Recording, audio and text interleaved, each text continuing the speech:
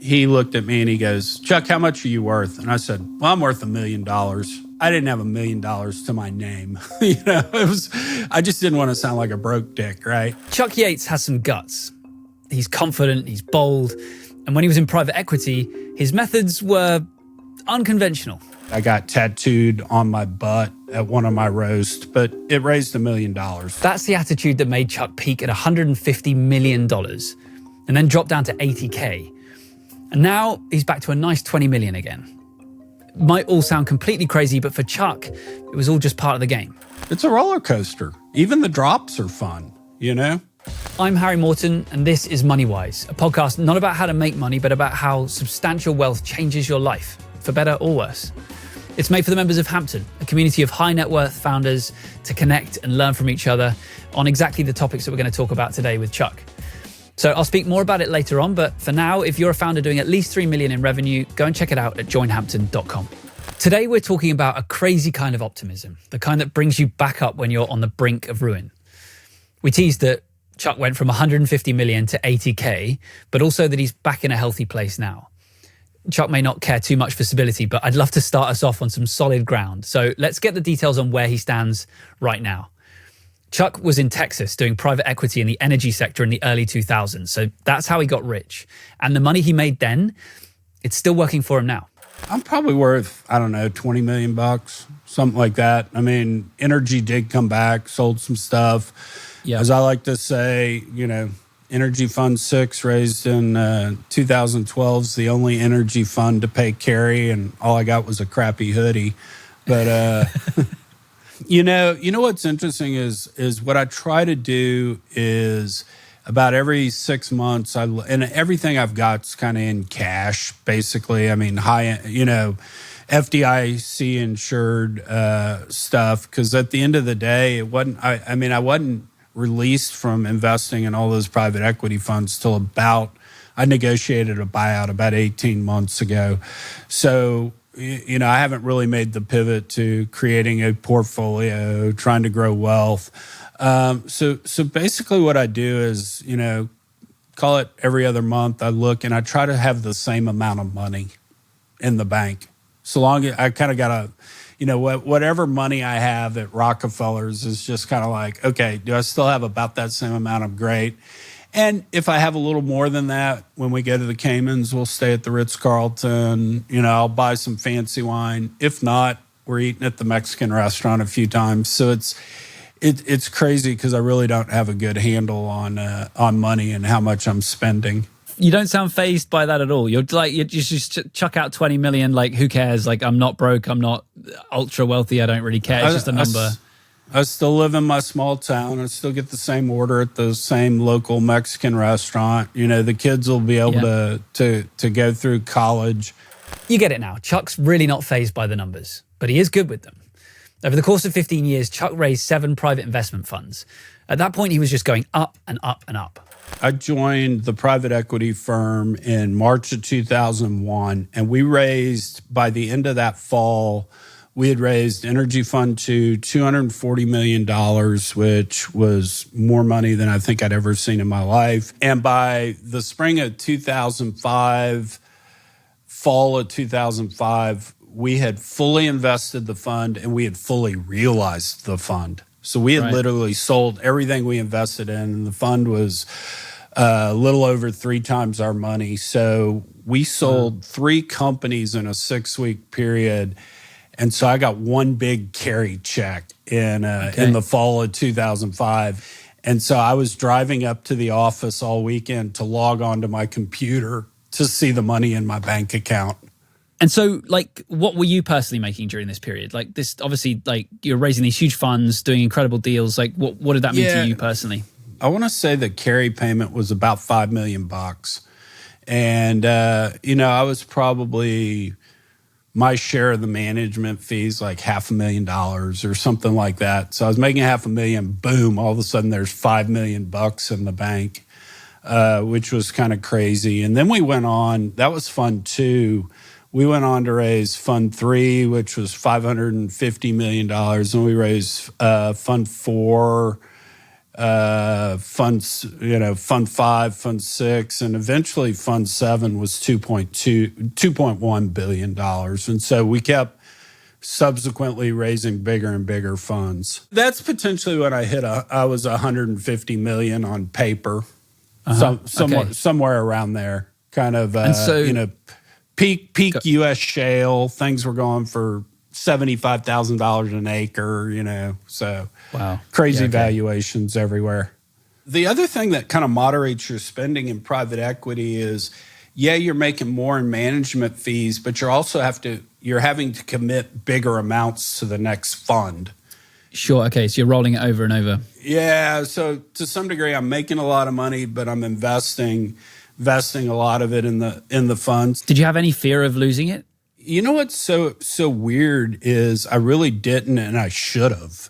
You know what I mean? It's kind of like when they talk about the movie Animal House. Harold Ramis wrote it, and they asked Harold Ramis, they're like, "Did you know it was going to be that successful?" And he was like, "Yeah, I was 21. I thought I ruled the world. Of course, I thought it was going to be. I had no idea I'd never do it again, But I think." I didn't. I just kind of felt like every fund was going to do better than the last one, and I should have probably had more healthy perspective on that. There are a couple of reasons that Chuck was so confident with money. First, he grew up in small town Texas. He's from a pretty regular middle class family, long line of doctors. He was comfortable growing up.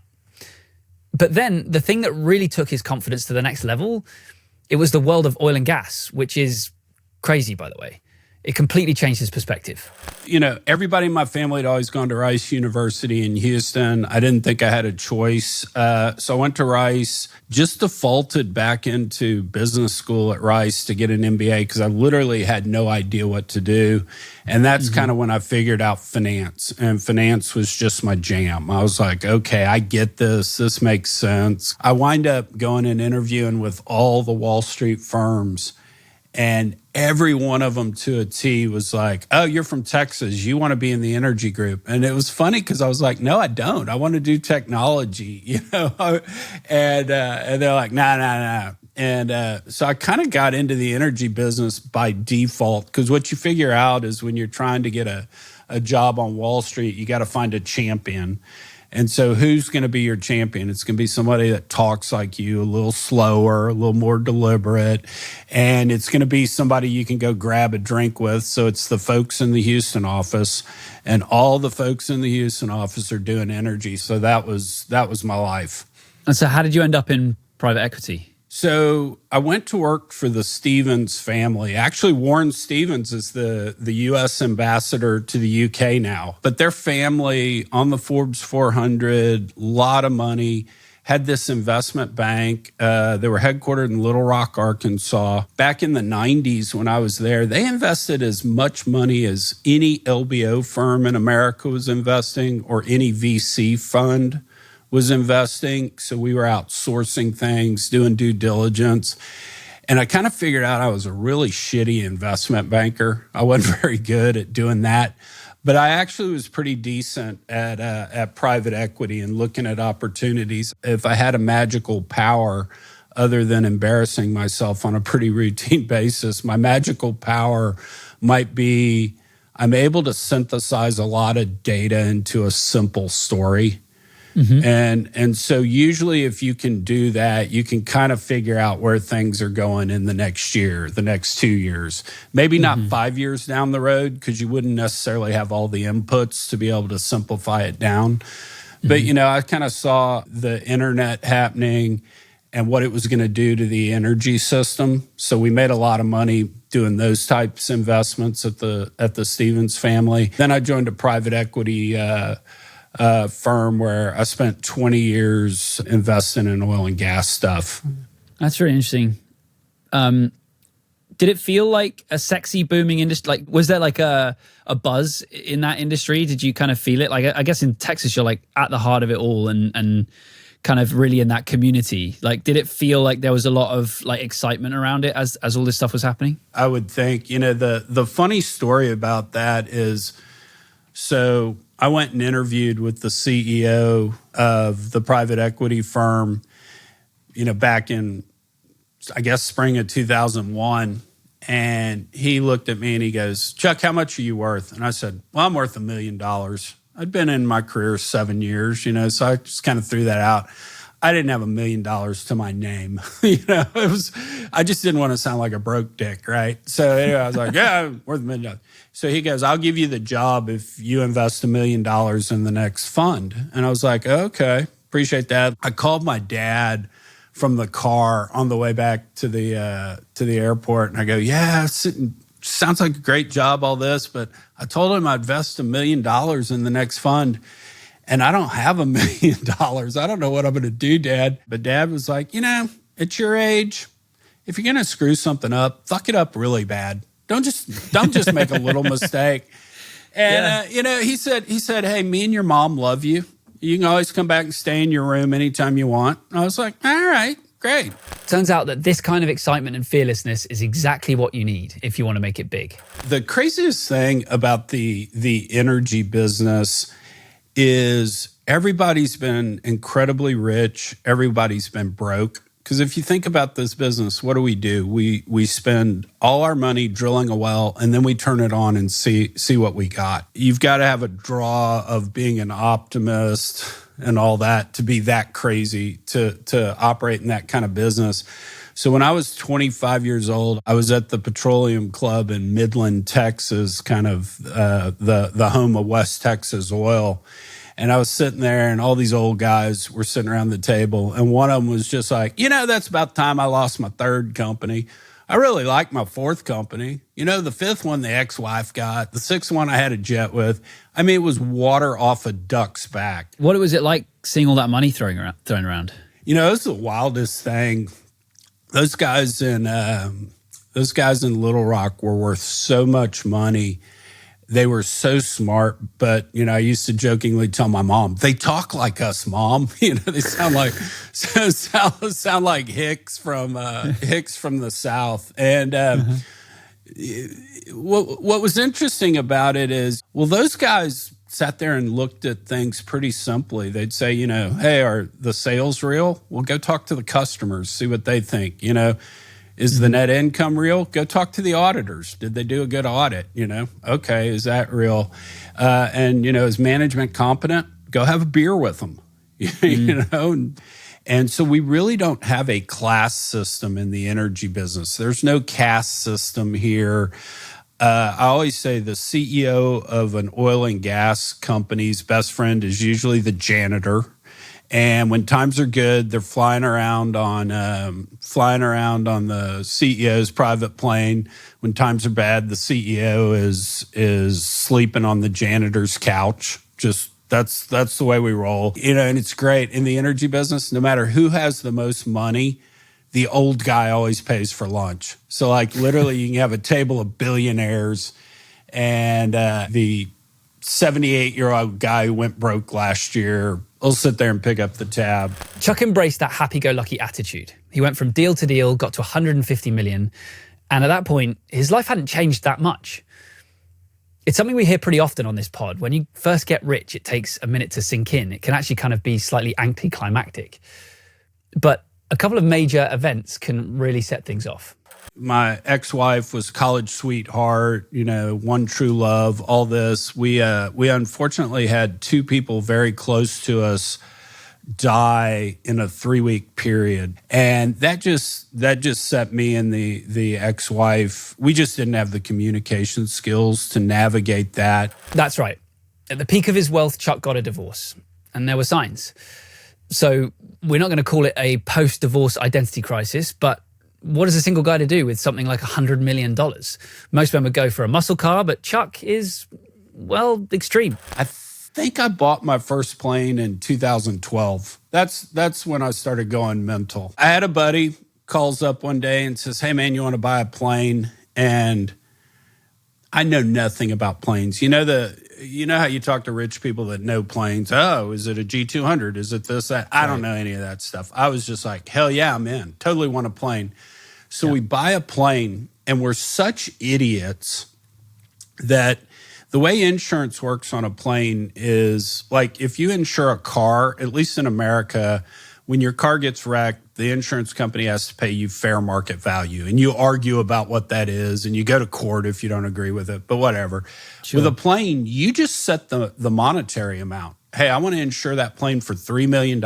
And whatever amount of money, because a lot of people just self-insure, because what are the chances that a plane totally gets destroyed? We were idiots. We had no idea. So we way over-insured this plane. And so having tons of fun on the plane and a microburst. And a microburst is basically, you could call it a tornado, but it's where a wind shear is coming along and something hits it and it goes straight into the ground.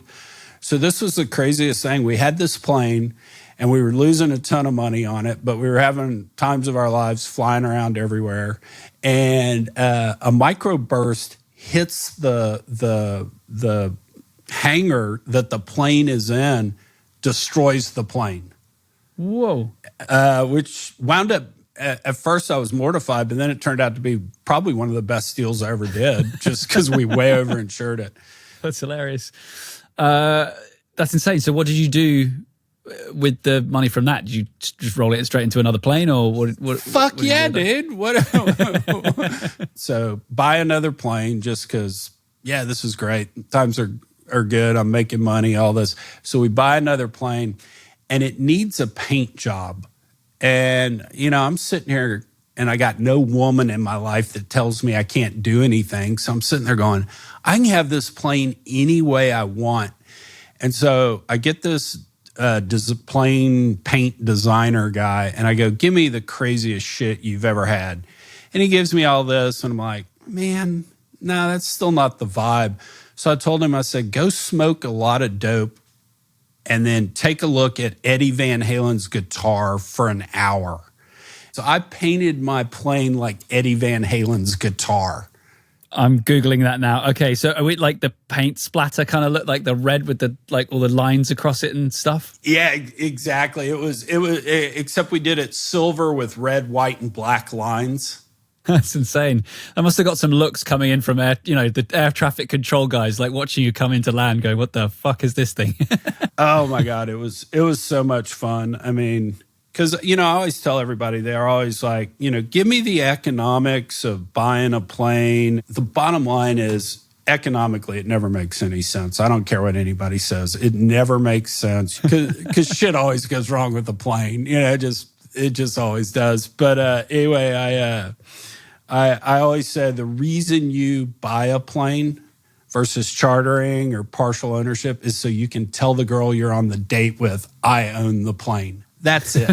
That is the only thing you get out of the plane. So the thing I learned when I had that plane is, when you think of the music world, I mean, Paul McCartney, he's flying around on his own jet, right? He's that rich. Bono's flying around on his own plane. But if you get a few notches below those people, like still superstars you've heard of, they're literally taking a bus to the next concert. So if you can find a musician and say, hey, why don't you just spend the night in a hotel and we'll get on the plane and we'll fly to the next city and we'll do that 2 or 3 nights in a row. If you can get to a musician, they almost don't care if you're an axe murderer because they're like, I'm in. I don't care. Are you a serial killer? Just don't kill me early, whatever. And so that was kind of my escape from reality. Is I'd go get on my plane and go on tour. I was the cheapest paid roadie, and so Lindsay L., who's a country music singer, dear friend, best guitarist I know. And you notice I didn't say female guitarist. I said best guitarist I know. She's amazing. I was out on tour with her, and she was playing Deadwood, South Dakota, where they had a casino. And anyway, that's about an hour from Mount Rushmore, which has all the presidents in the United States, kind of in the middle of the Black Hills. And so anyway, we were going to land and we were going to have a car and we were going to drive over and check out Mount Rushmore because every God-fearing American has to go to Mount Rushmore at some point in their life. And we were running late for whatever reason. I don't know why we were behind, but I kind of went up to the cockpit and told my pilot, Carlos, I'm like, hey, Carlos, we're kind of running late. we're not going to be able to go over to Mount Rushmore. He says, don't worry, I got you, dude. So we came in and we actually banked the plane around Mount Rushmore so we could all take pictures of Mount Rushmore. It's really funny because that's federal airspace and you're not allowed to fly over it. But Carlos was from Colombia, so he'd always talk Spanish to the air traffic controllers and say it was a mistake. He didn't realize it. And he's like, they don't scramble jets to defend Mount Rushmore, so we're fine. But yeah, we did that. So yeah, wow. being out on a tour, the thing I always say about the plane is people talk and say, well, it saves so much time. Who gives a shit about time? I mean, it's not that bad to go to the airport and go through security and stuff. It's not the time savings. It's the fact you get to say yes. I mean, you can say yes. So, one time a friend of mine calls and says, hey, Chuck, we got invited backstage to meet Dave Grohl, but I've got to be at a book signing in Minnesota, so we can't do it. And I'm like, yes, we can. The plane allows us to say yes. So, I got to go backstage, meet Dave Grohl, hang out with, which is, by the way, this great story. So hang out backstage with Dave Grohl of the Foo Fighters for about an hour. And then he comes and he goes, okay, I got to let the media in, all these other people in. This was good hanging out. And I said, hey, Dave, I tried not to fanboy you for the last hour, but I kind of have to. Can I take the selfie? He looked at me and he goes, Chuck, I knew you had it in you. Yeah, that's interesting because I feel like he's got a bit of a reputation for like not being into that. Like he's not the selfie guy, right? Or the like press guy. He took my phone and you would think we're best friends. He's hugging me in the selfie. It was great. Yeah. So Chuck and the Planes, they had some great times, but what goes up must come down. And now you know what's coming. The roller coaster is about to drop. So tell me about getting fired. Yeah. It's funny because, I had this weird relationship with the private equity fund that I worked for because I don't take myself very seriously, as you can tell. And so I think they kind of despise that. They just, I'd show up in a T-shirt and a hoodie to things. And I took what I did very seriously. I mean, nobody stressed over this stuff more than I did. But at the same time, I never took myself very seriously. But the shale revolution taking off meant that private equity energy had to go out and chase deals and win deals. It wasn't a simple case of yes or no to investing. So they kind of needed me, but at the same time, they hated that. They hate that I throw a roast every year. They hated that I got tattooed on my butt at one of my roasts, but it raised $1 million. So glad to do that. We smoothed over that story before, but fine. Okay, carry on. Yeah, well, there you go. As you were. So I think kind of I was at that point, and I don't mean to say that in such a way that I'm being negative against the private equity firm I worked for. It was more just, the day-to-day grind, doing all that stuff. I just want out, Mm-hmm. So how did it feel to be let go like that? Yeah, I mean, there were definitely moments where, the self-confidence was kind of shaken, and there were those moments of sitting there maybe having too many drinks one night, feeling sorry for myself. But I do think the kind of happy-go-lucky, carefree, I'll be rich, I'll be poor, private equity just emphasize that. Kind of call it a week or two after I got fired, I sat down and said, okay, I need to look at the balance sheet and see what we got going on here. And when I looked at my balance sheet, if everything that I was invested in was worth what it was worth on paper, I was fine. So no reason to be scared. I needed to sell the plane, but, the kids would still go to college and all that. The crazy thing was if I invested all the money that I was committed to invest to the private equity funds, and all of that wound up being worth zero. I was literally worth $82,000. Now, that included money to pay the kids for college. So, the kids were going to go to college. But, yeah, no, I was staring at a world where, man, I'm worth $82,000. That kind of sucks. So, but I mean, that's something, right? Going from 150 million net worth to, 80 something technically. That's wild. Yeah. No, it was, it was kind of crazy, but at the same time, I moved back after I went through the divorce. I moved back to the small town I grew up in, Richmond, Texas. Nobody treated me any different when I went and got coffee or went to Sandy's to get a Max Out sandwich or whatever. And so, as weird as that sounds on paper, I'm not sure I really noticed it, you know? Wow.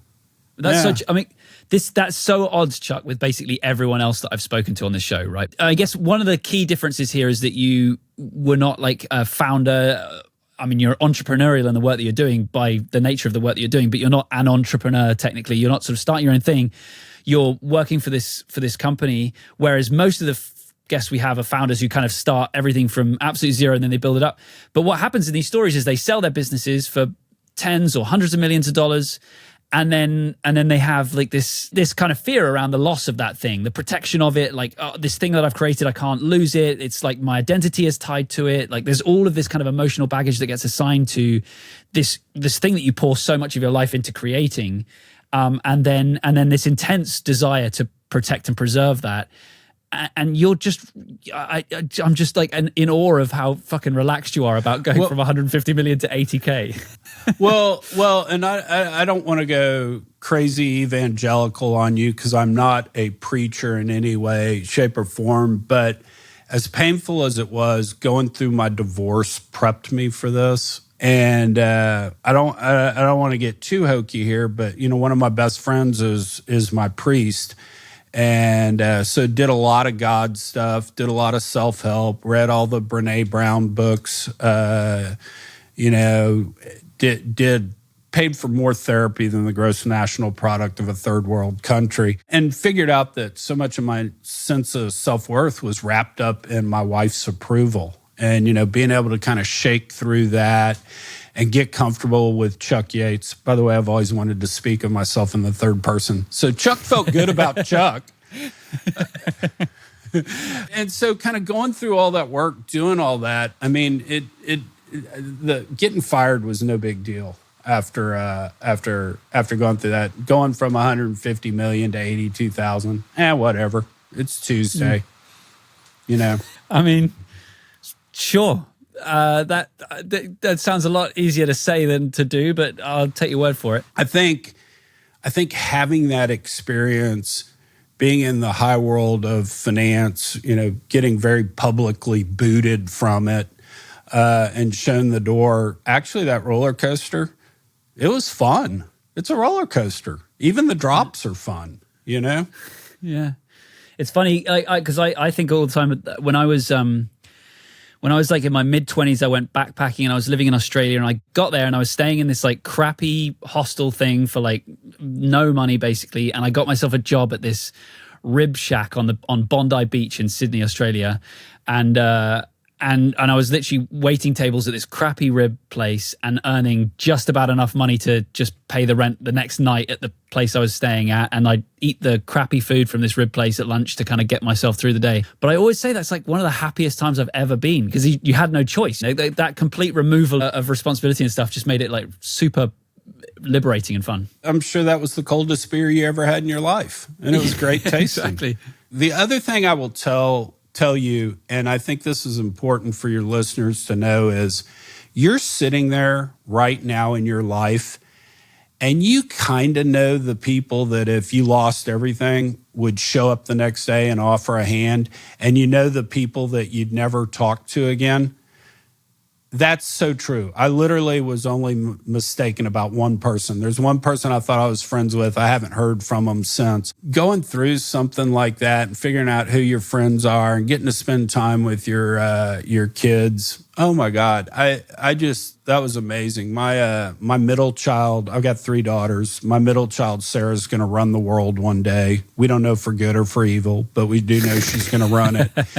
And she, it was really funny because I get in the car, because I didn't tell my kids for about a month because I didn't know if I was going to tell them Daddy's in a lawsuit, and it hadn't popped up in the media yet, so anyway, I hadn't told them, but once I kind of figured out there wasn't going to be a lawsuit, I'm just going to go away. It'll be fine.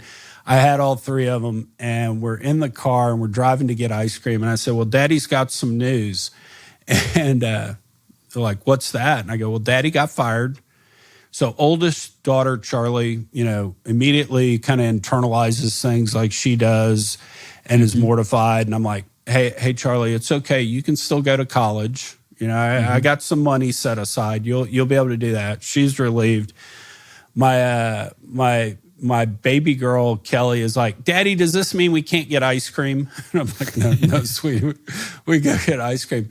But my middle child, Sarah, was really kind of thoughtful on this. And the running joke that I always had kind of with all my friends was, if the plane ever crashed and I had celebrities on the plane, the story would have been, Lindsay L. and others, or Jewel and others, or Thomas Rhett and others. And my assistant, Stacy, was supposed to call every news outlet in America and say it was Thomas Rhett and prominent businessman Chuck Yates. And so Sarah's sitting there going, well, Daddy, I guess we can't call you prominent businessman Chuck Yates anymore since you got fired. That's great. Chuck really handled that curveball. He knew it was on the cards, and so he wasn't afraid to flip the switch on his lifestyle. That's a pretty special kind of resilience, in my opinion. And we're joking here a lot, saying, no more prominent businessman Chuck Yates. But truth is, it can be really hard to keep your confidence through the downturns. That's why sometimes you need to hear from guys like Chuck who've been through it and come out the other end. If you've got a business and you're struggling with that confidence, or even just missing proper community, you should check out Hampton. Yes, this is the part where I advertise Hampton, but hear me out. Hampton is a community for high net worth founders. It's a place where leaders like myself or Sam can support each other. You can share your insights, ask for support, have some real honest conversations, and also make some friends. Because chances are you'll meet some like-minded people, and honestly, that's just nice. When you join, you'll be put into a small group of people who are all based in your area and at a similar stage of business and wealth and ambition as you. That way, you don't just meet online, you can actually meet up in real life as well. There's a ton of cool stuff happening. So if you've got a business doing at least 3 million in revenue, do yourself a favor and go and check out joinhampton.com. Okay, that's the PSA. Now back to Chuck, whose life was about to change drastically. How did everything change at that point? You sold the plane. Sold the plane, started living pretty austere, started counting my nickels and dimes. Fortunately, all the commitments I had to invest in the private equity funds, oil prices did bounce back. So network on paper as well as actual liquidity, because they were able to start selling some assets they were invested in, came back. And so I'm not ready to buy a plane again, but I'm not starving. Anyway, so I started a podcast, basically because I like to hear myself speak, in October of 2020. And it's kind of been a wild ride on the podcast, because the company that started publishing the podcast, Digital Wildcatters, was growing into a small little young hip energy type media company. And so about 6 months into them publishing my podcast, I called the CEO and I'm just like, hey, Colin, I'm going to start showing up at the office every day. And he goes, okay, why is that? And I go, I just don't want to become a day drinker. I'm pretty sure I'd be good at that. And, I don't need to crush that too. So the name of the podcast is Chuck Yates Needs a Job. But so I kind of just hung out here, played old guy, which I never thought I'd relish, but I did, because they'd come in and say, we're going to do this. And I'd say, no, you're not. And they go, why not? And I'd go, well, because I tried it in 2007. It didn't work. I tried it again in 2012. Here's why it failed. And here's why it failed in 2018, the third time I tried it. Oh, okay. I'd let them use my Rolodex for stuff. One time I was taking a nap on the couch and somebody comes in and goes, "Oh my God, we've got to get to this company. We need to talk to them about sponsoring our event." I was like, "Okay, well, I'm on the board. Who do you want to meet? Who do you want to meet?" So we did that, and so Colin McClellan, who's the CEO of Digital Wildcatters, your greatest strength is always your greatest weakness, right? And Colin's greatest strength and weakness is massive ADD. So the strength of it is nobody can go down a rabbit hole for 48 hours and come back the world's expert at something more than Colin. I mean, really smart. And about 2 years ago, he came out and went down the rabbit hole, and he came back and said, "Dude, it's all rag technology and AI. That's what we need to do. Our podcasts are perfect training vehicles for AI models." And I was like, all right, that sounds cool. So we've literally morphed kind of Digital Wildcatters from being these podcast bros that would wear their hat backwards, and maybe we'd create some controversy by saying fuck in a podcast periodically, to a legitimate leading edge AI software company. So I'm doing things around here. I've invested money in the business. We were broke at one point, and I allowed 400 people to come to my house and do a crawfish boil, and we made $50,000 from that to keep the business going. And I'm not taking a salary right now, because at the end of the day, what is it? We got to get a Series A done, and if me taking a salary shortens the runway by a month or two, that might actually matter. So we've been having the running joke, we need to change the podcast from Chuck Yates needs a job to Chuck Yates has a job. So I'm running around selling AI software now to energy companies. Yeah, it's been pretty fun. What do you think your financial future will be? Like, are you afraid of hitting rock bottom again? No, probably misguided, but no. My running joke's been, man, I'm gonna be rich again. I mean, we've got a legit VC fund that invested $5 million in us as a software company, and we're gonna go out and do a Series A raise probably after the first of the year, and we're getting some buzz from kind of the big fancy VC funds on this, because I think we're ahead of everybody else in the energy business. And so Colin starts every staff meeting we have with, "What have we done to get Chuck back his plane today?" Based on all of your experience, how much do you value money in your life? I don't know that I value it at all, and that's probably not being said as a compliment necessarily or a positive. I'll answer this this way. There was a professor at Rice, and he never did this with me, but he would advise a lot of students. What he would say is, suppose you won the lottery, what would you do with your life?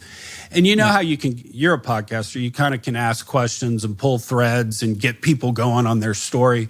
And he'd get the students all wound up, because he will have taken them from them saying, "I want to be a banker, I want to be a management consultant, I want to be a lawyer," or whatever, to, "You won the lottery. What do you want to do when you now?" And they would go, "Oh, I want to join the Peace Corps." And he'd ask why, and they'd get all excited. And he'd always say at the end of it, is like, "Why do you need to win the lottery to do that? I've never seen you that happy in your life. Go join the freaking Peace Corps. You don't need the lottery for that." I probably haven't had a true appreciation for money and the respect of money that I should have.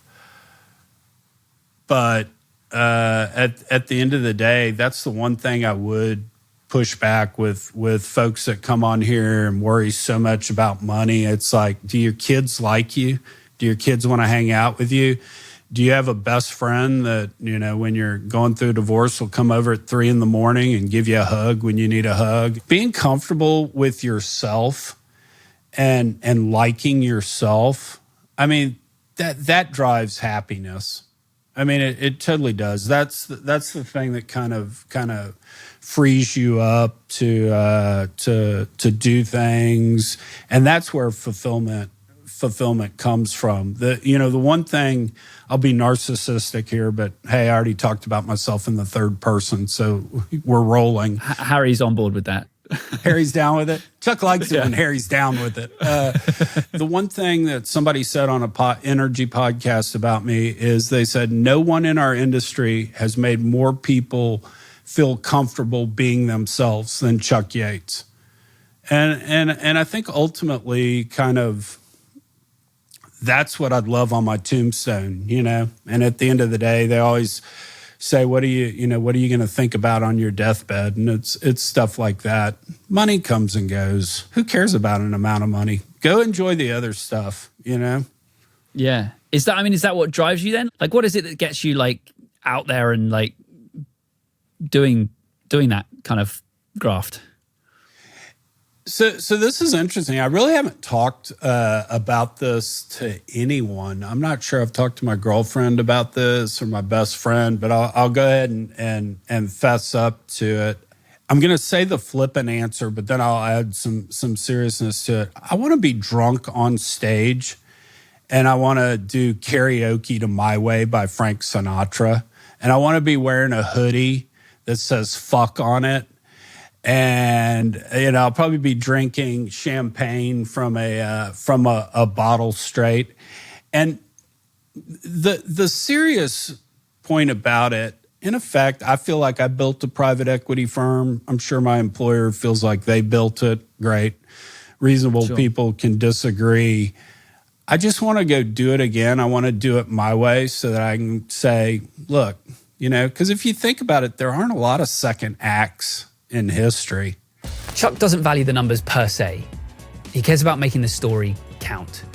Money's just a tool to get there, one that comes with a lot of ups and downs if you're in PE and in the oil and gas industry, apparently. Though we did also speak to Steve Horton, who made his money in the same industry. He's worth about $1 billion today, and he's also got some really interesting perspectives on the value of money. You can hear his story here.